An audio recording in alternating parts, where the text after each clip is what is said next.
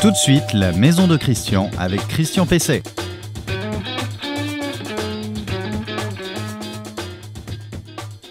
Eh bien, bonjour, bienvenue dans la maison de Christian. Je suis en effet Christian Pesset, vous me connaissez. J'ai le très grand plaisir de vous accueillir dans le 100e épisode de cette émission de la maison de Christian, la seule émission entièrement consacrée à la maison, évidemment, et surtout à son entretien, à sa réparation, à son équipement pour la rendre toujours plus performante. Alors, si je prends en compte les émissions antérieures de même type, elles n'étaient d'ailleurs qu'en audio au niveau d'RMC, eh bien, ce sont plus de 1000 émissions que j'aurais consacrées donc à la maison. Je suis sûr que vous y êtes sensible et je vous dis que ça ne va pas s'arrêter de sitôt. Alors, comme d'habitude, vous pouvez retrouver cette émission, évidemment, comme d'habitude, tous les samedis matin sur le site reno-info-maison.com, sur notre page Facebook à la fois donc du site et une page Facebook spécifique. Vous pouvez la retrouver sur LinkedIn, sur les principales plateformes de podcast et maintenant sur une chaîne YouTube dédiée à cette émission. Je répondrai comme d'habitude aussi à une question d'internaute et je traiterai un sujet du jour, l'avenir des équipements gaz pour se chauffer. Et je vous ferai part de mon coup de cœur. Je vais vous parler de pavés. C'est peut-être un vieux rêve d'ancien 68ard que de vous parler dans cette 100e émission. Donc d'une affaire de pavés, vous verrez, c'est pour faire vos allées et c'est beaucoup plus pacifique qu'en 1968. L'invité de Christian Pesset. Eh bien, l'invité de Christian Pesset aujourd'hui, c'est Emmanuel Bavou. Emmanuel Bavou, qui est responsable marché grand public chez GRDF. Et avec lui, je vais parler de l'avenir des équipements gaz pour se chauffer. Bonjour Emmanuel Bavou. Bonjour Christian, et j'en profite pour tout de suite vous souhaiter un bon anniversaire à l'édition 100e de la maison de Christian. Dans cet épisode de la maison de Christian, dans ce 100e épisode, j'aimerais qu'on parle des menaces qui semblent peser sur un certain nombre d'équipements gaz pour se chauffer, et notamment des chaudières. Alors, depuis ce début de l'année 2023, Emmanuel Bavou, les chaudières gaz ne seraient plus subventionnées par MaPrimeRénov', même si elles sont THPE, c'est-à-dire très haute performance énergétique. C'est vrai, et pourquoi ? C'était déjà prévu depuis plusieurs mois. Ce qu'il faut savoir, c'est que la chaudière à très haute performance énergétique, c'est un produit qui est mature, qui est parmi les plus vendus en France dans la famille des équipements de chauffage. Il s'en vend plus de 500 000 unités chaque année. Alors, le coût d'investissement est bien plus bas que celui, par exemple, d'une pompe à chaleur Hero ou d'une chaudière bois, pour citer des solutions qui, elles, sont encore subventionnées. Et au final, les personnes qui sont éligibles à MaPrimeRénov', ils auront quand même, malgré l'absence de ces aides, un reste à charge inférieur, par exemple, à une pompe à chaleur Hero électrique classique. Donc, malgré la suppression de cette aide, ça reste une solution tout à fait attractive. Alors on parle de plus en plus de l'intérêt de la PAC hybride, j'en parle souvent, même avec vous, on l'a déjà fait, qui associe, je rappelle, une pompe à chaleur et une chaudière gaz. Alors est-ce que du coup, la PAC hybride risque de ne plus bénéficier de MaPrimeRénov'? Elle bénéficie, comme les autres PAC Hero classiques, de l'ensemble des aides, à la fois MaPrimeRénov', mais aussi les certificats d'économie d'énergie, mais aussi la TVA à taux réduit, mais aussi l'éco-prêt à taux zéro. Et donc, ça permet d'avoir un reste à charge qui est très compétitif, notamment pour les ménages les plus modestes.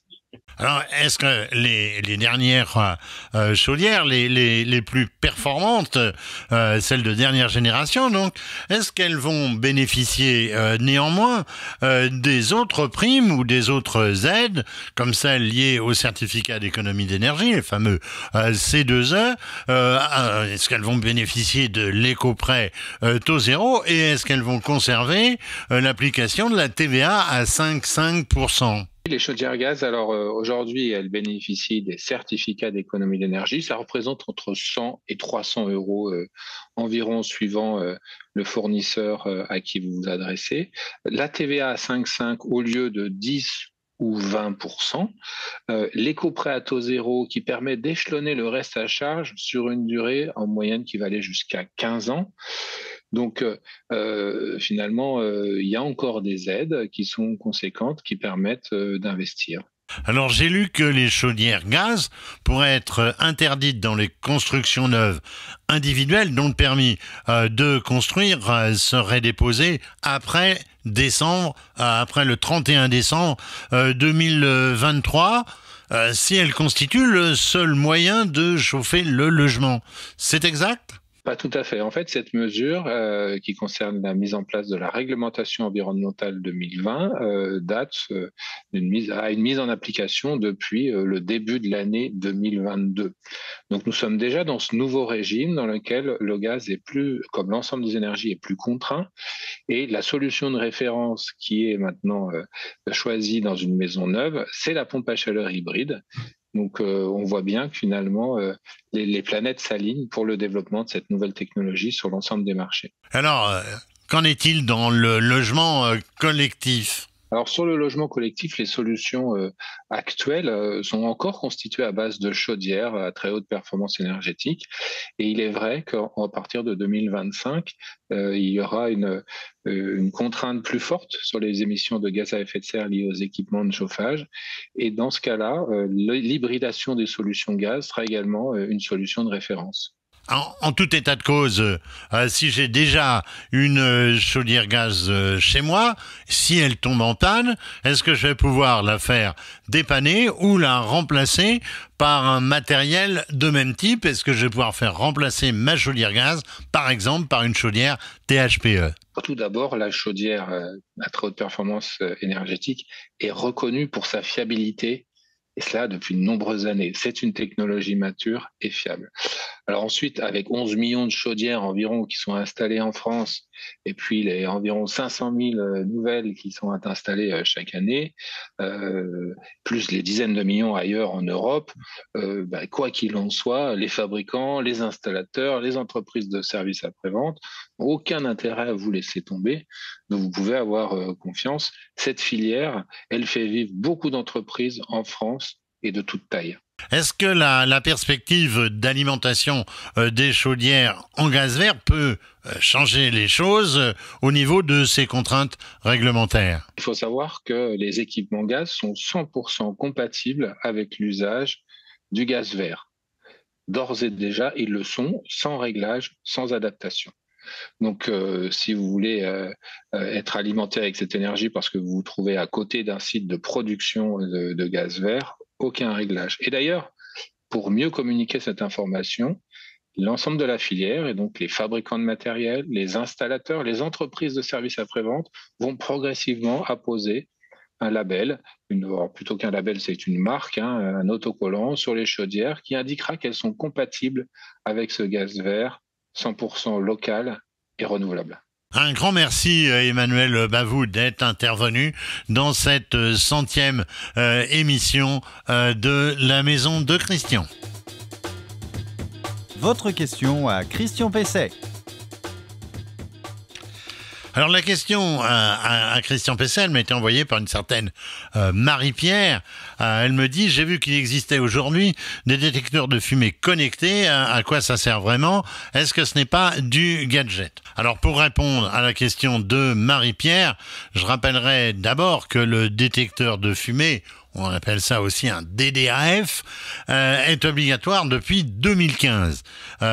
Jusqu'à peu, la plupart des matériels de ce type ne faisaient, si j'ose dire, que hurler parfois un peu dans le désert à travers une puissante sirène, 90 dB, ça nettoie les oreilles, quand l'appareil détectait de la fumée. Je rappellerai que c'est une détection optique, c'est-à-dire que lorsque de la fumée passe devant l'appareil, eh bien, ça déclenche la sirène.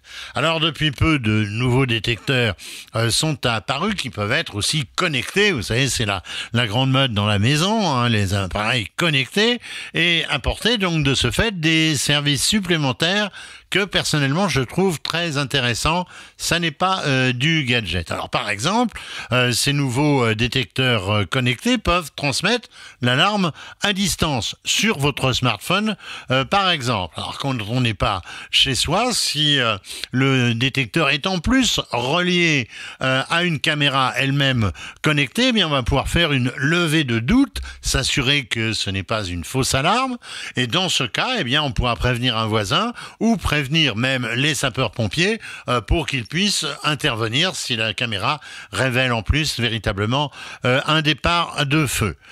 Autre nouveau service, alors ça je trouve que c'est très astucieux, eh bien la liaison peut se faire entre le détecteur et les ampoules électriques qui sont elles-mêmes évidemment connectables. Alors pourquoi c'est intéressant ? Eh bien, à ce moment-là, ça va faire clignoter de façon rapide ces ampoules. Et si on est malentendant, eh bien, on va avoir donc une alarme visuelle qui va vous indiquer que dans une pièce où vous n'êtes pas, eh bien, et où est le détecteur, dans un couloir ou dans un escalier par exemple, eh bien, qu'il y a l'apparition donc de fumée, donc le risque éventuel d'un incendie. Alors voilà pourquoi, pour toutes ces raisons, voilà pourquoi les détecteurs connectés, les détecteurs de fumée connectés, me semblent intéressants. Alors je rappellerai évidemment qu'il ne faut pas oublier de changer les piles régulièrement en utilisant, si possible, des piles lithium-ion qui assurent un fonctionnement d'au moins 5 ans. Mais attention aussi, les détecteurs de fumée, j'ai pu le constater très récemment chez moi, justement avec un appareil connecté, eh bien, les détecteurs, ils s'usent et de toute façon, ils doivent être remplacés systématiquement au bout de 10 ans. Le coup de cœur produit de Christian Pesset.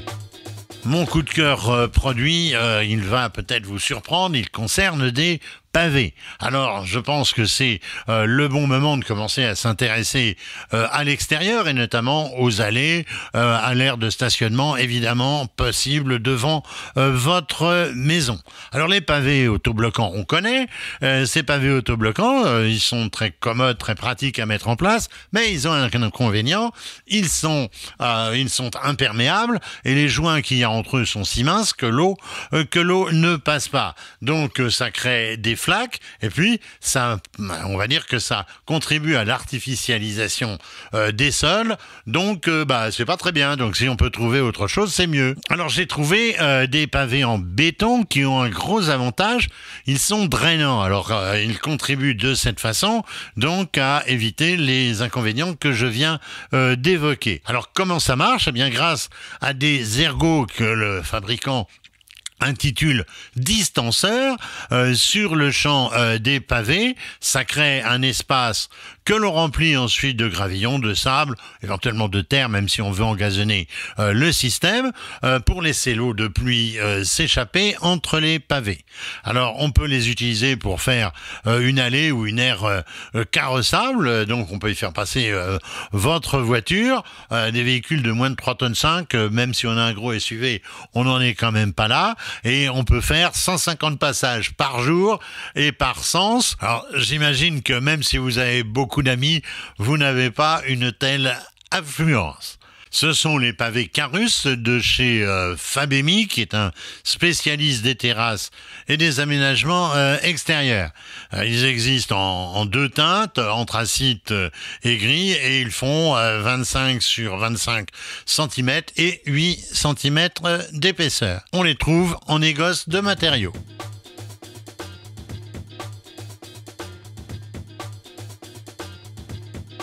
Eh bien voilà, le 100e épisode de la maison de Christian, c'est terminé.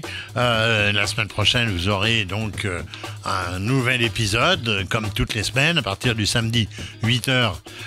Vous allez retrouver l'émission sur reno-info-maison.com, sur les principales plateformes de podcast, sur LinkedIn et sur notre nouvelle chaîne YouTube.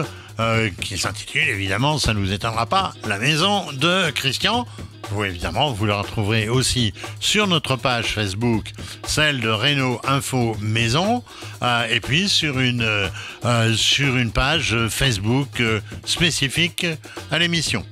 Je rappelle que c'est sur le site que j'ai cité à l'instant que vous pouvez me poser toutes vos questions et dans lequel vous pouvez trouver plus de 1500 conseils pratiques et techniques sur l'aménagement de la maison. À la semaine prochaine.